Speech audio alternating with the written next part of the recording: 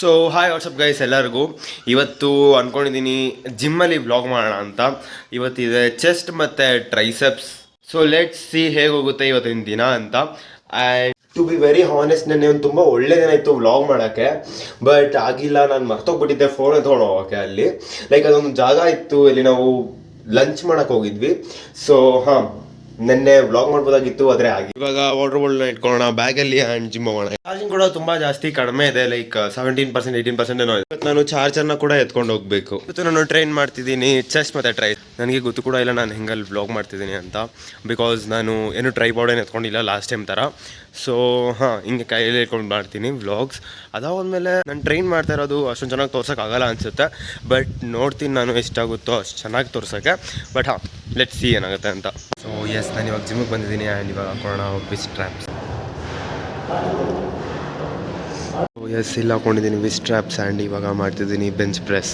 ನಾನು ಹೋದ ವಾರ ಲೆಗ್ ಸ್ಟ್ರೈನ್ ಮಾಡಿದ್ನಲ್ಲ, ಅದು ನೋವು ನಂಗೆ ಇನ್ನೂ ಇವಾಗವರೆಗೂ ಇದೆ. ನಾನು ಬೆಂಚ್ ಪ್ರೆಸ್ದು 7.5 kgಯಲ್ಲಿ 3 ಸೆಟ್ಸ್ಗಳು ಮುಗಿಸಿದೆ. ಆ್ಯಂಡ್ ನಾನು ಮುಂಚೆ 2-3 ಸೆಟ್ ಮಾಡ್ತಿದ್ದೆ 5 kgಯಲ್ಲಿ. ಸೊ ಇದು ನಂಗೆ ತುಂಬ ಜಾಸ್ತಿ ಒಳ್ಳೆಯದು, ಲೈಕ್ ಏನಪ್ಪ ಚೆನ್ನಾಗಿದೆ ಇಂಪ್ರೂವ್ಮೆಂಟ್. ಇವತ್ತೇನೋ ಲೆಗ್ಸ್ ಮಾಡ್ತಿದ್ಯಾ? ಸೊ ಎಸ್, ಇವನು ನನ್ನ ಫ್ರೆಂಡ್.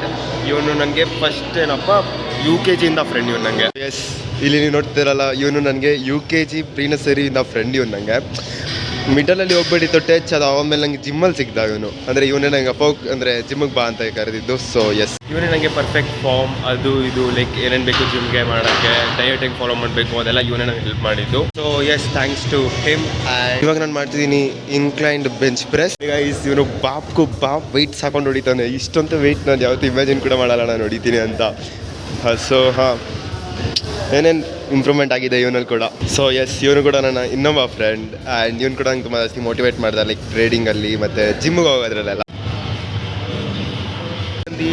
ಆಲ್ಮೋಸ್ಟ್ ಅಂದರೆ ಒಂದು 2 ಗಂಟೆ ಆಗಿಬಿಟ್ಟಿದೆ. ಆ್ಯಂಡ್ ಮ್ಯಾಕ್ಸ್ ನಾವು 1.5 ಗಂಟೆ ಇರ್ಬೋದು. ಸೊ ಎಸ್, ಇವಾಗ ನಾನು ಬಂದಿದ್ದೀನಿ ಕಾರ್ಡಿಯೋ ಮಾಡೋಕ್ಕೆ ಗ್ರೌಂಡಿಗೆ. ಆ್ಯಂಡ್ ಇವತ್ತು ಆಲ್ಮೋಸ್ಟ್ ಅಂದರೆ ಒಂದು 2.5 ಅವರ್ ಕಳೆದಿದ್ದೀನಿ ನಾನು ನನ್ನ ಜಿಮ್ಮಲ್ಲಿ. ಆ್ಯಂಡ್ ಇದು ತುಂಬ ಜಾಸ್ತಿ ಅವರ್ ನಾನು ಫಸ್ಟ್ ಟೈಮ್ ಜಿಮ್ಮಲ್ಲಿ ಇಷ್ಟೊತ್ತು ಕಳೆದಿದ್ದು. ಇವತ್ತು ನಾನು ಅದೇ ದಿನ ವ್ಲಾಗ್ ಮಾಡೋಕ್ಕೆ ಡಿಸೈಡ್ ಮಾಡಿದ್ದು, ಕೋಇನ್ಸಿಡೆನ್ಸ್ ಆಗಿಬಿಡ್ತು. ಆ್ಯಂಡ್ ಇನ್ನೂ ಒಂದೇನಂದರೆ, ನಾನು ಎಷ್ಟೊಂದು ದಿವಸಗಳು ಆಗೋದ್ಮೇಲೆ ನಾನು ಫ್ರೆಂಡ್ಸ್ ಜೊತೆ ಇವತ್ತು ಟ್ರೈನ್ ಮಾಡಿದೆ. ತುಂಬ ಜಾಸ್ತಿ ಮಜಾ ಬಂತು ಇವತ್ತು.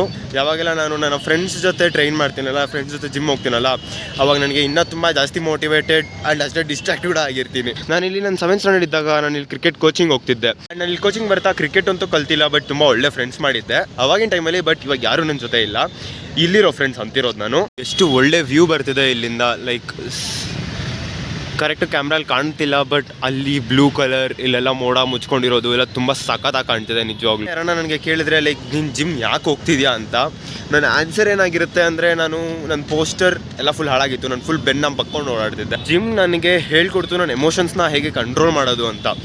ಆ್ಯಂಡ್ ನೀವು ನೋಡಿರ್ಬೋದು, ಎಲ್ಲ ಒಳ್ಳೆ ಟ್ರೇಡರ್ಸ್, ಲೈಕ್ ಬರೀ ದುಬೈಯಲ್ಲಿರೋರು, ಜಪಾನಲ್ಲಿರೋರು, US ಅಲ್ಲಿರೋರು ಎಲ್ಲರೂ ಜಿಮ್ ಹೋಗ್ತಾರೆ. ಆ್ಯಂಡ್ ಎಲ್ಲರೂ ಹೋಗ್ತಿದ್ದಾರೆ ಅಂತ ನಾನು ಹೋಗ್ತಾ ಇದ್ದೆ. ಫಸ್ಟ್ ನನ್ನ ತಮ್ಮ ಜಿಮ್ ಶುರು ಮಾಡಿದ್ದ. ಸೊ ಅದಕ್ಕೆ ಅವ್ನು ನನಗೆ ಹೇಳ್ದ, ನೀನು ಕೂಡ ಜಿಮ್ ಹೋಗು, ಎಲ್ಲ ಟ್ರೇಡರ್ಸ್ ಕೂಡ ಹೋಗ್ತಾರೆ ಅಂತ. ಸೊ ಅವನು ಹೇಳಿದ್ದಕ್ಕೆ ನಾನು ಕೂಡ ಹೋದೆ ಜಿಮ್. ಆ್ಯಂಡ್ ನಂಗೆ ತುಂಬ ಜಾಸ್ತಿ ಒಳ್ಳೇದು ಅನಿಸ್ತು, ಬಿಕಾಸ್ ಅದು ಎಮೋಷನ್ಸ್ನ ಕಂಟ್ರೋಲ್ ಮಾಡೋದು ಕಲಿತೆ. ಅದಾದಮೇಲೆ ಇನ್ನು ನನ್ನ ಟ್ರೇಡಿಂಗಲ್ಲಿ ಕೂಡ ಎಷ್ಟು ಒಳ್ಳೆ ಚೇಂಜಸ್ ಬಂದಿದೆ ಅಂದರೆ ನಾನು ಹೇಳೋಕ್ಕೆ ಕೂಡ ಆಗಲ್ಲ. ನಾನು ಫುಲ್ ಪರ್ಸನ್ನೇ ಚೇಂಜ್ ಆಗಿಬಿಟ್ಟಿದ್ದೀನಿ ಜಿಮ್ ಹೋಗಿ.